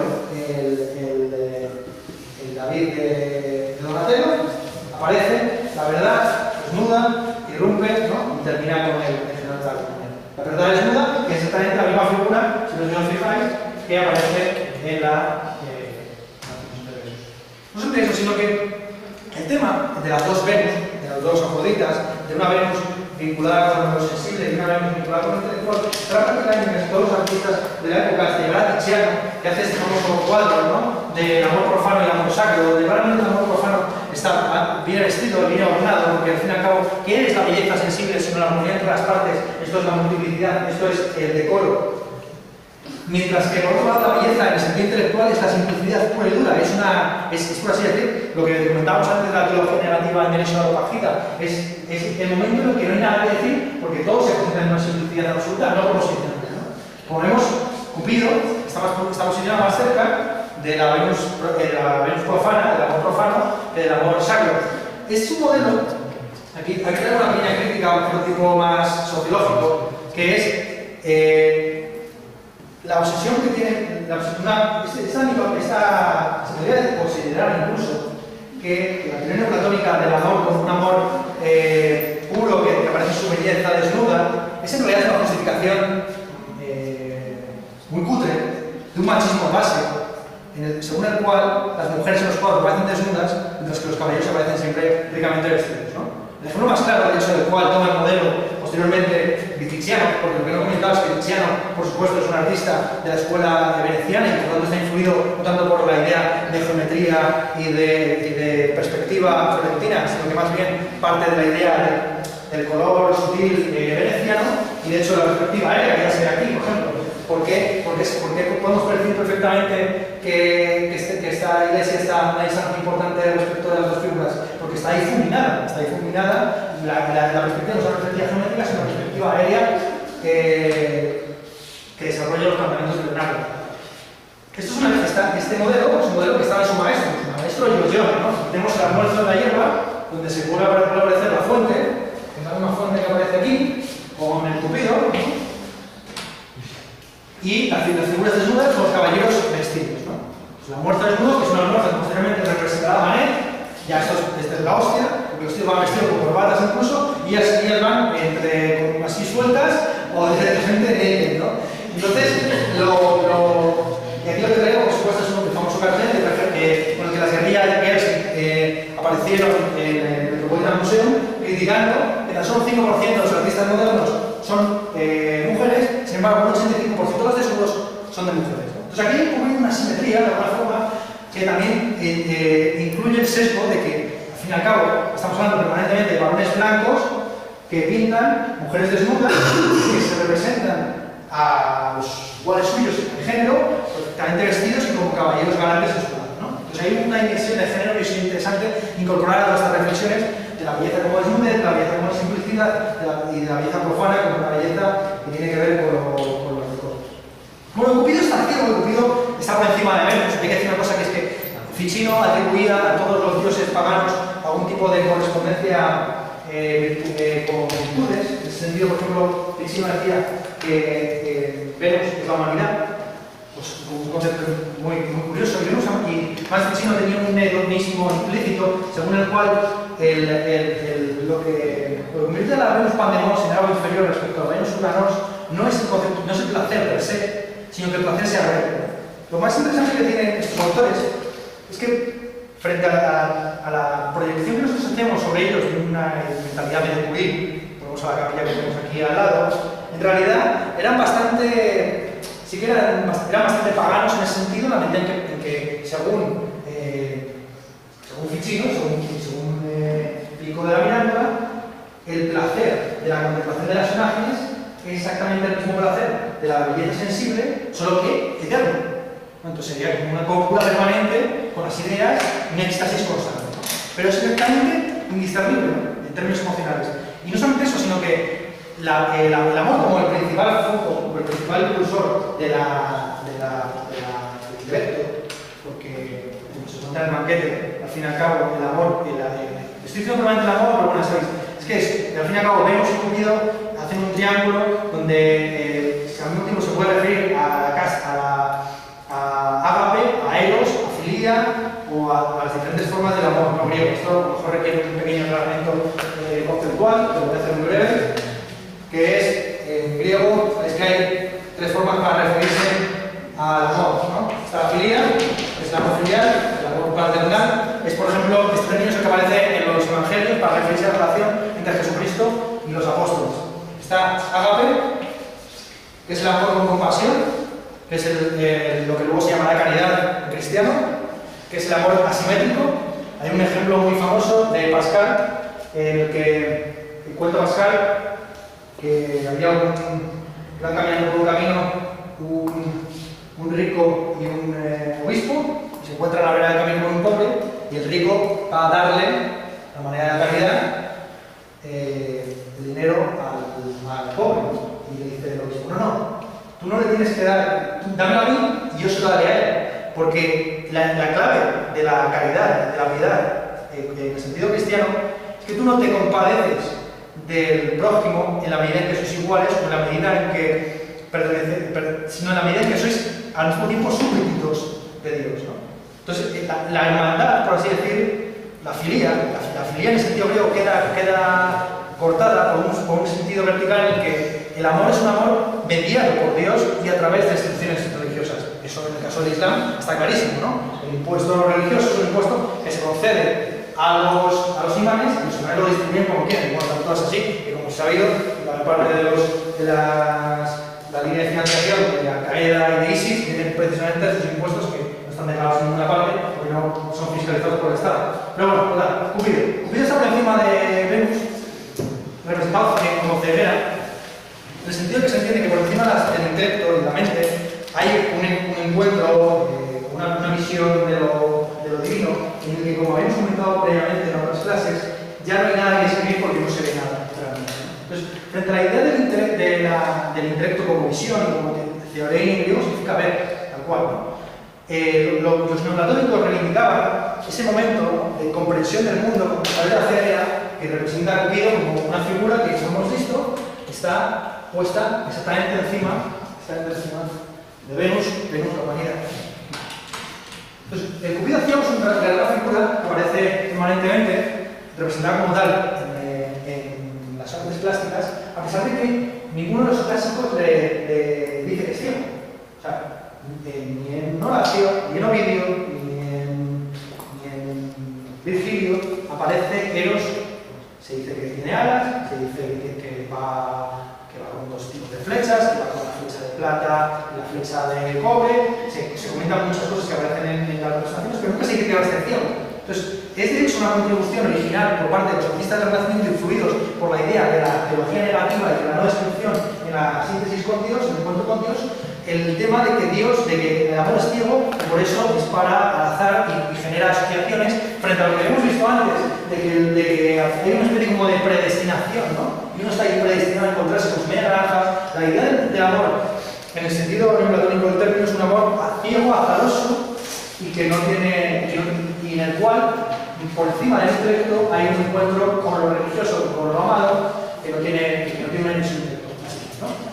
Los dos cuadros que he traído son, por un lado, la imagen de Tiziano, que vemos entrando a Cupido, y se ve por la venda, y la imagen de Lucas Cranach de Cupido retirándose la venda.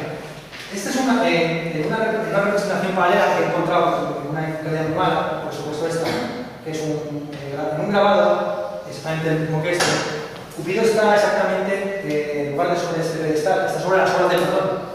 Pone tal cual, Platón ópera, ¿no? Y representa eso mismo, ¿no? La diferencia que hay entre la idea de visión en Platón, como una visión puramente intelectual, como el momento en que el amor no es un amor ciego, sino que es un amor que quiere ver, que contempla, que está de la caverna, que ve los objetos definidos a través de la luz, el sol, frente a la ceguera que tiene que ver con la teología negativa en Ficino y en Corazón. Vamos a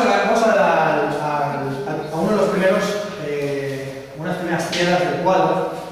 Una de las cosas importantes que recupera Ficino de Plotino, que está en Platón, es la idea de que el mundo en un instante se organiza en torno al número 3 y que siempre todo lo importante siempre tiene una estructura triangular, ¿no? Esto se le ha llevado al paroxismo, un discípulo de Plotino llamado Próclus, que veía triadas en todas partes y cada subpaso, por así decirlo, y lo dividía su. De hecho, la teoría de la emanación a partir de Dios, del mundo, de Lenz, los libros de Plotino tiene un libro, porque el libro de Plotino, compilado por sus discípulos, por Porfirio, se llama Eneadas, ¿vale? Eneada viene de en griego significa uno. La idea de que, en última instancia, el mundo y la realidad existente surge de una unidad que a través de la emanación y la creación espontánea va creando la pluralidad, ¿no? Con tríadas, entonces está el uno Dios, el intelecto nous y finalmente el alma de la alma, ¿no? Vale. La psique alma. ¿Qué tenemos aquí? Aquí tenemos una descripción que está casi detallada en un poema de la época de Lorenzetti, que se basa en los fastos de Ovidio, en el que se describe cómo se describe básicamente el paso de las estaciones. Lo que estamos viendo aquí es como Céfiro, el viento, atrapa a Cloris y Chloris, en el momento de ser atrapada por Céfiro, se convierte en flor. Esto es un juego de palabras en latín, que no tiene igual o análogo en español ni en idioma moderno, porque Chloris es una forma, Floris en griego significa prácticamente lo mismo que flora en latín. En última instancia son las representaciones de la primavera o de la dimensión floral y de fertilidad y de fecundación que tiene la primavera. Esta representación de las estaciones como algo cíclico, pero que también tiene que ver con el rapto y con el rapto y con la relación, en última instancia, por supuesto que está vinculado con la idea del rapto de Proserpina por parte de Hades y con figuras que veremos ahora más adelante, en la que permanentemente se hace alusión a la extrañeza y a la circularidad de que constantemente, todos los años, sucede lo mismo, ¿no? Que es pues eso, que los campos se pongan en flor, algo que me parece importante traer aquí en la colación de Tullio Botticelli es la serie de cuadros ilustrando la historia de la saga de Lorenzi. La historia de la saga de Lorenzi es una historia que está en el Decamerón, de hecho, ¿no? En el que se cuenta como un novio que acaba de ser rechazado por su novia, está paseando por el bosque, entonces de repente se encuentra con esta imagen. La imagen, básicamente, es la imagen de un caballero que está persiguiendo a una chica desnuda a la cual están atacando sus perros, ¿no? Entonces, en esta escena, la que el novio, que va a ser la ciudad de Ravenna, supuestamente, está al fondo. El novio de la ciudad de Ravenna, que va a ser rechazado por su novia, va a las afueras y se encuentra con que cíclicamente se repite permanentemente el martirio de la chavala siendo perseguida por el caballero que arroja el corazón de la víctima a sus perros, y lo que supuestamente representa este motivo, ¿no? Cíclico, cada vez que muere vuelve a aparecer la misma figura, la venganza del rechazado, o la venganza del despechado. Entonces lo que hace, el cuento termina como que el señor de Camerón, de manera muy icónica, en la que el novio decide organizar un banquete en ese mismo bosque, con los padres de la novia y con todos los familiares, para que la novia vea lo que va a pasar si no le aceptan. Entonces, lo que, de ahí, cómo se sorprenden cuando se ven aparecer la figura, ¿no? La figura del despecho. Entonces, finalmente, el último, no sé si lo veis, el cuarto cuadro, lo que muestra la voz. Entonces, se podría decir, ¿qué es lo que cuenta la historia de la Star Leonesti? La historia de la Star Leonesti muestra el chantaje. El chantaje maltratador, ¿no? O sea, como un tipo dice, si me rechazas, ¿no? Eres mío, por así decirlo. Pero lo más interesante, lo que yo quiero focalizar, bueno, aquí se ha señalado siempre, ¿no? Tienen escritos por encima los nombres, algunos son los Medici, otros son la familia de este, otros son los duques de Mantua, etcétera, etcétera. Aquí hay una representación fiel de duques de la época, pero lo que yo quiero señalar, además de la cuestión pues esta de género y lo importante de subrayar, es como lo que constantemente en cada cuadro vamos perdiendo árboles. No sé si os fijáis que en la primera escena se ven a unos leñadores o una gente recogiendo unos árboles caídos del bosque. En la segunda escena hay más o menos el mismo número de árboles, pero un poquito menos, pero ya en la tercera hay muchísimos menos porque se han talado algunos para hacer el banquete, y en la cuarta no hay árboles. Entonces lo que yo creo que es interesante demostrar, mostrar y vincular la cuestión de la perpetua génesis y la circularidad vinculada con el campesinado y con la dimensión agraria de la economía de aquella época, es como también hay lo que se está escribiendo en la primavera, también es el proceso de hominización en el que el hombre deja de ser un animal más, bueno, hasta los árboles directamente talados, ¿no? El hombre deja de ser un animal más dentro del bosque y accede a la categoría, por así decir, de dominador de la naturaleza. Esto está muy vinculado con otro tipo de representaciones que no tienen nada que ver con la filosofía neoplatónica, sino más bien con la representación, por ejemplo, del verbo natura de Lucrecio, o con el propio Vitruvio, que tiene una dinámica peculiar de la hominización, según la cual los hombres salieron del bosque aprovechando que durante un incendio los animales o estaban muertos o eran fáciles de capturar. Esta es la escena que, bueno, la he titulado yo, ¿no? Porque claro, es un fresco que no tiene título, ¿no? Y normalmente se le llama la casa. Pero a mí me gustaría titular realmente el proceso de hominización, el proceso de hominización según Vitruvio. Porque lo que aquí se está describiendo es precisamente esa escena, ¿no? Donde hombres, o semi-hombres, ¿no? son un poco, que algunos tienen patas de carnero y están cristalizados, aprovechan en mitad del incendio, el fuego y los animales están corriendo, aprovechan para hacerse con la leña y para cazar, para dueñarse y apropiarse de lo que hasta entonces era. Esto es un cuadro de Pietricósimo, que, como insisto, ilustra esta idea, que es una idea paralela al neoplatonismo del origen del hombre como hombre civilizado y de la aparición de la natural a partir del estado del estado salvaje. La otra tríada paralela, o sea porque lo que estamos viendo al fin y al cabo en Céfiro, Gloris y Flora no es sino una tríada a la que Ficino da mucha importancia, que es la tríada del rapto entusiasmos, la posesión divina, conforme a la cual el encuentro con Dios está mediado por un lado la ascensión, por el rapto propiamente dicho, el encuentro con Dios, el momento de quietud en el que uno ya se ha conciliado con Dios, y la nostalgia, ¿no? Y la nostalgia de la melancolía, que parecerá por supuesto San Juan de la Cruz, oh amado, ¿no? Me dejaste oído, pues, que es aquellos famosos versos de San Juan de la Cruz, en el que precisamente el momento de la escritura comienza cuando Dios te ha abandonado, cuando el amor ha pasado, cuando ese momento de presunta eternidad placentera ha llegado a su fin. En paralelo, como contrapunto precisamente a ese rapto divino, nos encontramos con la tríada de las gracias, que es una tríada que en este caso está compuesta porque hay diferentes versiones de la tríada de las gracias. Según la representación de Séneca, sería a un lado la pulcritudo y a otro lado las voluptas, y en medio amor. Lo que se está describiendo en realidad es como el amor es la mediación entre la belleza y la voluptuosidad, entendiendo en Séneca, en el estoicismo, que la belleza y la voluptuosidad son dos cosas distintas. O sea, que la belleza es una belleza que no tiene que ver con lo voluptuoso, sino con la purificación de las pasiones. Sin embargo, aquí lo que se está mostrando, lo que están medios cásticas, la castidad, que a través de la mediación de pulcritudo, la belleza, se va aproximando hacia voluptas, echando la mirada a Mercurio.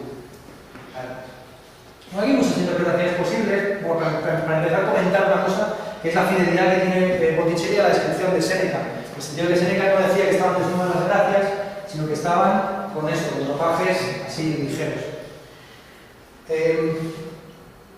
Por otro lado, la fidelidad que tiene Botticelli en el hecho de que todos de las gracias estén mirándonos de frente mientras que uno nos da la espalda. La que nos da la espalda es en realidad la que siempre ha tenido mayor importancia. Era en época de amor, que era la que a través de la cual se explicaba, y en este caso es cásticas. Hay una interpretación simbólica, hay una interpretación muy interesante, que en juicio que está en Barroa, de la cuestión de las gracias, que es que las gracias, esta dualidad de que hay dos que vienen de frente y una de espaldas, esto lo que está representando es en qué medida los favores concedidos te serán devueltos doblemente, ¿no? Por claro, gracias, que ya en latín significa también agradecer, y tenía que ver con la economía del don, ¿no? Esto a lo mejor no percibís ahora la dimensión potentísima que tiene desde un punto de vista filosófico, pero si veis eso mismo, ¿no?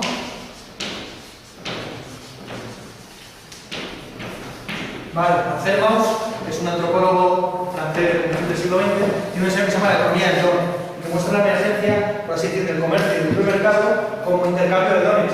Los que habéis leído la Ilíada de la Odisea, sabéis que en la Grecia arcaica, antes de la introducción del comercio propiamente dicho, ya había la obligación de intercambiar objetos. De hecho, se considera que Polifemo, el ciclo de Polifemo, es un personaje civilizado, porque cuando llega Ulises a su guarida, no quiere comerciar con ellos, no quiere entrar en la dinámica de regalos y contrarregalos, mientras que, sin embargo, los héroes que están combatiendo la Ilíada son personajes civilizados que entienden la importancia social que tiene dar y devolver, y en mitad del combate se intercambian las armaduras, a pesar de que uno salía perdiendo, ¿no? Que recibe una armadura de cobre como tenía el otro una armadura de oro. Pero esto es importantísimo. La economía del don, antes, por así decir, de la aparición del protocapitalismo griego, o el protocapitalismo fenicio, ya estaba implícita la idea de que un hombre rico es un hombre avaro, sino un hombre que a través de la magnificencia y de la magnanimidad es capaz de dar para luego recolectar. Esto es casi el padrino, ¿no? Es una propuesta que no vas a poder, ¿no? Pues esto, una oferta que no vas a poder rechazar. Y eso es lo que representan en parte las gracias como encarnación, representación de la economía del don, de la economía del regalo. Un regalo, porque la gente al fin y al cabo regala en Navidades, ¿no? Invita a los cumpleaños para que invitan a su vez a ellos, ¿no? Pero también, por supuesto, la representación de las gracias como la tríada de las diferentes versiones del amor y de las diferentes disposiciones, de los diferentes, mejor dicho, aspectos de la belleza. Una belleza que es la pulcritud, la belleza como castidad, la belleza como virtuosidad. Vale. Esto tiene mucho que ver, y a partir de eso voy a traer esto para que os traigo esto, para que veáis cómo para ellos era crucial. Cuando Pico de la Miranda, el discípulo de Marsilio Ficino, tuvo que crear su moneda o un emblema que le representara a él, se hizo representar, ¿no? Aquí tenemos mirad Nubes, Johannes, Pico, ¿no? Juan, hijo, era de la Miranda. Y por el mes de la moneda, pulcritud, amor, voluntad. Esta tríada de las tres gracias, como que aquí es a la inversa, bueno, no es exactamente lo mismo. Es la pulcritud, la belleza, que va que a través del amor llega a la voluptuosidad. Y sobre todo el contacto que tienen entre ellos, ¿no? Con cómo en este caso amor, aunque esté orientándose hacia la voluptuosidad, esté a punto de lograr la voluptuosidad, está más próxima a la belleza como pulcritud, como belleza intelectual. Y esto en realidad lo que hace las tres gracias, siempre, independientemente de si es amor, o si es cástidas, o si es la que sea, es la unidad, la pluralidad de diferentes aproximaciones sensibles, éticas, morales, intelectuales a lo bello, como aquí que rige, ¿no? Para Marsilio Ficino, el universo es un animal divino, es un animal que se organiza a través del principio de la vida.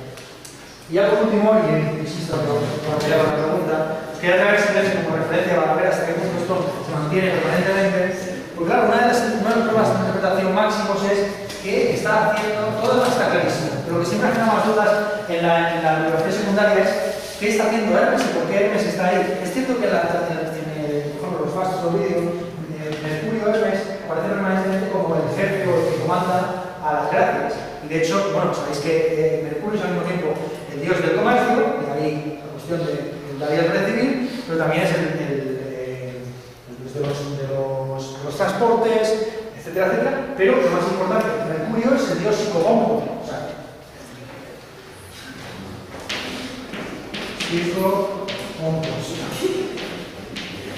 psicopompos, significa el conductor de las almas. Mercurio es el que lleva las almas al infierno, ¿no? Entonces, y de hecho Mercurio, ¿qué está haciendo? Porque uno podría pensar, Mercurio está, si hay gente que dice son naranjas, o son, ¿qué tipo de fruta estamos viendo aquí?